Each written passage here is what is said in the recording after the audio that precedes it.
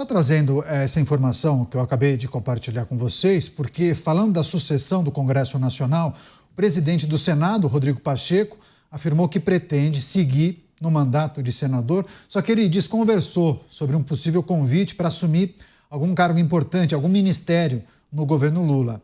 Em um evento do Grupo LIDE, que acontece no Reino Unido, Pacheco disse ainda que tem 2 anos de dedicação ao parlamento, então respondendo ao questionamento do Beraldo, e disse que espera que eles sejam tão bem-sucedidos como foram os 4 anos dele na presidência da Casa Legislativa. A produção, inclusive, separou esse trecho. Vamos acompanhar. Quanto ao meu futuro político, eu encerro o meu mandato de presidente do Senado no dia 31 de janeiro. No dia 1º de fevereiro, teremos uma eleição para o novo presidente do Senado e depois de 4 anos eu considero um balanço positivo, sobretudo na postura do Senado Federal frente à pandemia e na postura do Senado Federal frente à defesa da democracia no Brasil, que foi um papel importante desencumbido pelo Senado Federal. E, a princípio, respondendo a sua pergunta, embora seja menos importante que o tema tratado no evento, a minha intenção é permanecer no Senado nos próximos 2 anos. Gostaria muito de cuidar de iniciativas que tive acerca de inteligência artificial, que é um projeto de minha autoria, como será de minha autoria a atualização do Código Civil, como pretendo também, se o novo presidente do Senado assim o permitir, relatar o novo Código Penal do Brasil, que é um enfrentamento que nós vamos ter que fazer acerca de crime organizado, de violência no nosso país. Isso passa necessariamente pelo trabalho do Congresso Nacional. Então, eu ainda tenho 2 anos de dedicação ao parlamento e espero que ele seja tão bem sucedido quanto foram os meus 4 anos na presidência. Aí, um trecho customizado para o Cristiano Beraldo. Está respondida a sua pergunta, né, Beraldo, em relação a quanto tempo tem de dedicação ao Senado Federal. Chamou a atenção que no final ele disse que pretende relatar o projeto que trata do novo Código Penal. Mas é preciso olhar para o retrovisor. Qual é o balanço que você faz da presidência de Rodrigo Pacheco, hein, Beraldo?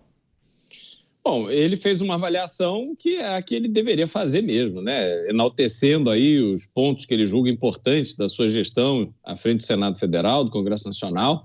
Mas o fato é que, desde que houve a transição de governo e que Lula assumiu a presidência da República, Rodrigo Pacheco claramente adotou uma estratégia que ele imaginou ser eleitoralmente mais acertada, que foi trazer o PT e o governo para apoiá-lo nesse projeto de se lançar candidato ao governo de Minas.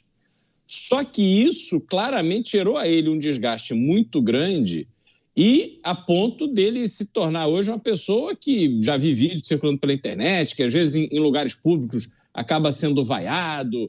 Enfim, criou-se uma hostilidade em relação a ele. Talvez o que lhe tenha faltado a Rodrigo Pacheco fosse habilidade para lidar com a comunicação, lidar com rede social, para ele se transformar num personagem político mais ativo, com uma relação mais direta com o eleitor, até para explicar as suas posições. Só que nesse campo, a minha avaliação é que ele se perdeu. Não vejo muito espaço para protagonismo para Rodrigo Pacheco a partir da sua saída da presidência do Senado.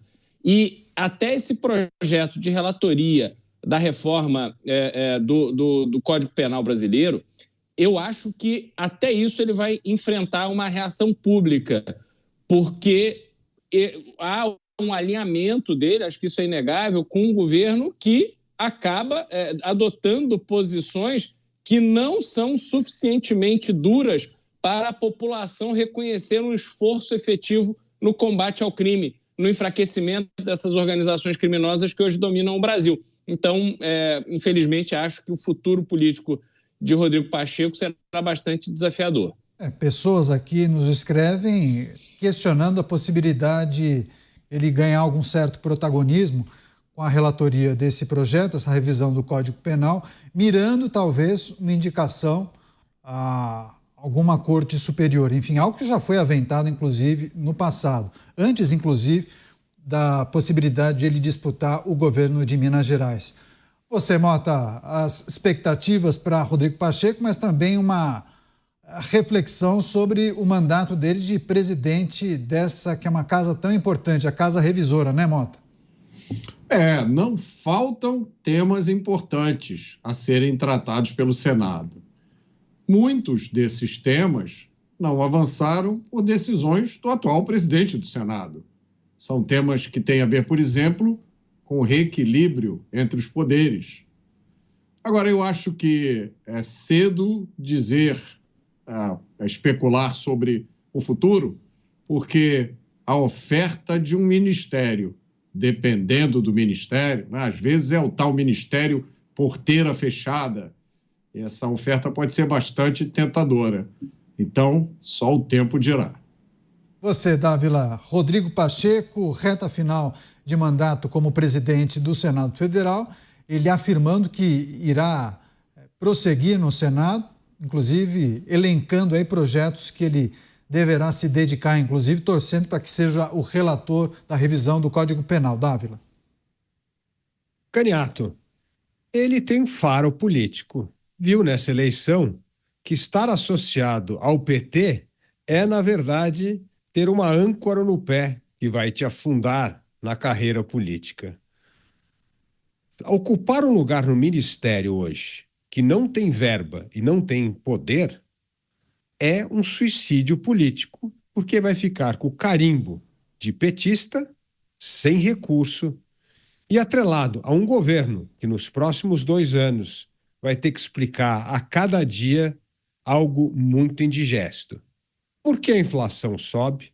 Porque o Brasil tem a taxa de juro real mais alta do mundo? Porque o dólar está batendo recorde nas cotações? E porque o Brasil tem a maior dívida em relação ao PIB de todos os países emergentes. Isso leva você a entrar em restaurante e tomar vaia, porque não é isso o que o brasileiro quer. O brasileiro que empreende, trabalha, quer ver a economia voltar a crescer, quer ter acesso a crédito barato, não quer ver taxa de juro alta. E tudo isso é reflexo da gastança de um governo incapaz de controlar os gastos públicos. Por isso, Rodrigo Pacheco diz: eu não quero ficar jogando nesse time, eu vou manter o meu mandato no Senado e tentar refazer a minha imagem tocando, por exemplo, a reforma do Código Penal ou do Código Civil ou alguma outra matéria que dê uma certa imagem de autonomia e desvencilhamento do governo. Hoje começa a corrida para todo mundo querer se desvencilhar de um governo cada vez mais impopular, como bem retratou as eleições municipais. Mas vai que pinta um convite para o ministério, né, Dávila? Vai saber. Aí as pessoas podem refletir, talvez pode ser um bom negócio, talvez eu possa dar minha contribuição para a melhoria do país, é ou não é? Deixa eu só trazer um outro destaque ainda, falando de Rodrigo Pacheco, porque ele fez comentários sobre a regulamentação da reforma tributária, inclusive ele chegou a adiantar a data em que esse projeto será votado. 4 de dezembro, segundo ele. Vamos acompanhar. Finalizado o segundo turno da eleição, o senador Eduardo Braga, que é o relator, já está trabalhando prioritariamente nisso. Eu pedi até a ele um pouco de exclusividade nisso, que ele se dedique à reforma tributária com bastante denodo agora nos próximos dias. E a previsão é que no dia 27 de novembro possa ser feita a leitura do parecer do senador Eduardo Braga na Comissão de Constituição e Justiça. Naturalmente haverá pedido de vista, deve ser votado no dia 4 de dezembro e votando na CCJ vamos levar ao plenário e aprovar a regulamentação da reforma tributária. Eu tenho muita expectativa de que isso possa ser entregue esse ano. Você, Cristiano Beraldo, será o grande finale da presidência de Rodrigo Pacheco no Senado? Entregar a regulamentação dessa reforma tributária tão questionada para os brasileiros, né? Muitos falam que vão chorar depois dessa regulamentação. Pois é, e o que me surpreende é essa certeza, não só votar, aprovar. Ou seja, ele já é aí um militante para a aprovação da regulamentação de uma reforma tributária que a cada dia demonstra que será incapaz de resolver os problemas e atender aos anseios da sociedade brasileira. Que não é só um sistema tributário justo, fácil de entender, um sistema tributário que esteja à altura do mundo em que vivemos hoje. Ao contrário desse absurdo que é no Brasil, você tem que pegar a DARF, você tem que preencher à mão o número do código, porque se você errar o número do código e pagar, você vai ser considerado inadimplente e está lascado, vai ter que gastar tempo e dinheiro para se defender, mostrando, olha, não, foi só aqui, o número era 0, eu coloquei 8 por engano, mas eu paguei. Não importa, vai ser multado, sua vida vai virar um inferno. Essa é a realidade do Brasil hoje. E aí, quando o Congresso Nacional finalmente resolve dar importância devida à reforma tributária, brinda a população brasileira não apenas com o IVA mais caro do mundo, com a alíquota mais alta do mundo, mas com mais de 1.400 emendas e exceções, e você é do grupo, é dos amigos, então você paga menos. Você, população comum, vai ter que cobrir o que os amigos não estão pagando. E por aí vai. Não há credibilidade nessa reforma tributária, porque o brasileiro, a brasileira, continua tendo que sair de casa de madrugada, trabalhar feito um burro, para no final do mês pagar imposto para sustentar um Estado completamente ineficiente e incompetente. Qual é o sentido de se colocar nas costas da sociedade brasileira a obrigação de continuar pagando por esse Estado que não entrega o mínimo? Ora, o presidente Rodrigo Pacheco acabou de dizer que ficaria muito honrado em relatar a reforma do Código Penal brasileiro. Mas quais são as medidas efetivas que estão sendo tomadas para que o brasileiro, pelo menos, quando ele saia de casa de madrugada para ir trabalhar para pagar imposto, que ele não seja assaltado, que ele não tenha o seu celular que ainda está parcelado, roubado, que ele não tenha a sua família exposta à mira de revólver, de metralhadora, de fuzil, quando lhe querem tomar alguma coisa? Então, há uma completa miopia em relação ao que é o Brasil de verdade, a realidade do povo brasileiro. É inacreditável que eles ficam se colocando aí como os grandes revolucionadores do Brasil. Não, vamos entregar uma reforma tributária, somos muito competentes. Competentes para quê, meu amigo? Para ficar financiando o teu passeio de jatinho? Ora, a realidade da população brasileira é muito diferente. Quem não está apertado no ônibus está andando por ruas esburacadas, por estradas inadequadas, pagando pedágio caro e tendo 0 de retorno. Então, realmente, Caniato, é de enlouquecer a gente ficar ouvindo esse tipo de manifestação. Pois é, eu quero chamar a sua atenção, você que nos acompanha, porque ainda nesse evento do LIDE, o ex-presidente da República, Michel Temer, subiu o tom contra a gestão do governo federal. Ele disse que o governo não tem um projeto para o país e criticou as mudanças nas metas do arcabouço fiscal. O ex-presidente destacou ainda que a radicalização política no Brasil está ficando para trás. Você, Dávila, se quiser trazer também reflexão sobre a reforma tributária, mas especialmente essa fala de Michel Temer. Segundo ele, esse atual governo não tem um projeto para o país. Não tem mesmo. Aliás, o único projeto é arrecadar mais.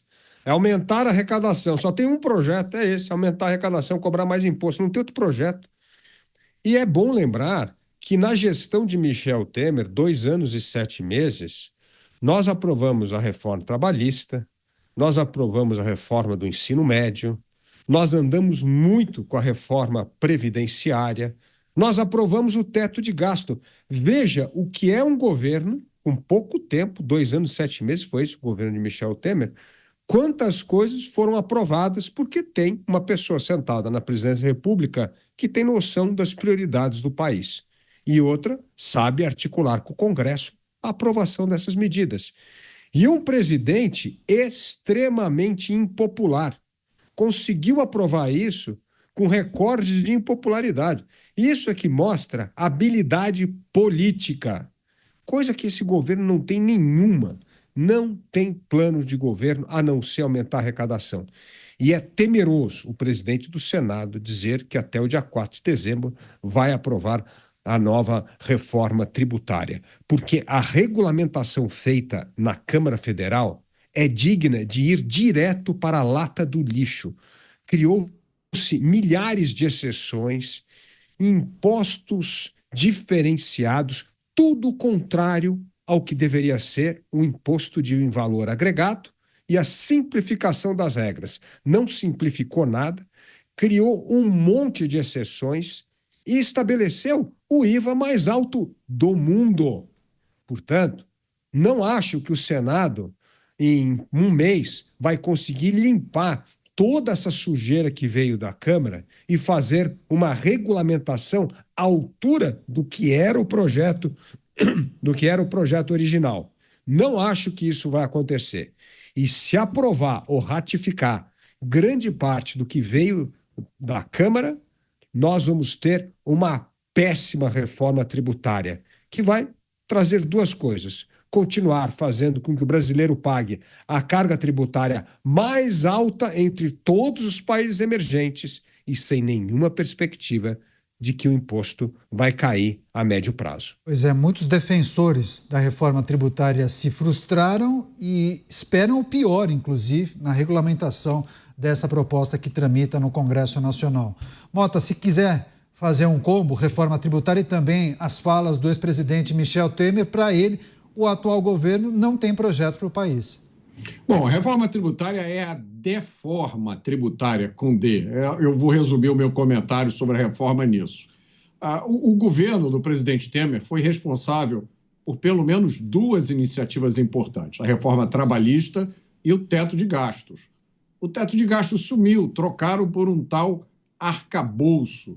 E a reforma trabalhista toda hora sofre ameaças. Quanto à estratégia do atual governo, eu vejo de uma forma um pouco diferente. Para mim, existe um projeto, sim, e ele é claro. É um projeto de Estado máximo. É um projeto que tem três partes que a gente está vendo acontecer ao mesmo tempo, na nossa frente. Primeiro, a promoção de uma insegurança jurídica cada vez maior. Ninguém sabe se o que você está fazendo é contra a lei ou é permitido. Se é hoje assim, se amanhã vai continuar do mesmo jeito. Segundo, é uma interferência cada vez maior na vida privada e no mercado. A gente tem que se preocupar com tudo que a gente faz, porque o Estado quer regular, quer controlar, quer cuidar da nossa vida nos mínimos detalhes. E o terceiro fenômeno, que tem a ver com essa última iniciativa, cada dia uma coisa nova, a gente fica meio tonto, mas essa última iniciativa do SUS, da segurança pública, do governo federal, de absorver o controle das polícias, a última é a centralização de poder cada vez maior no governo federal. Para mim, isso é um projeto de poder absolutamente claro que a gente vê acontecendo todos os dias.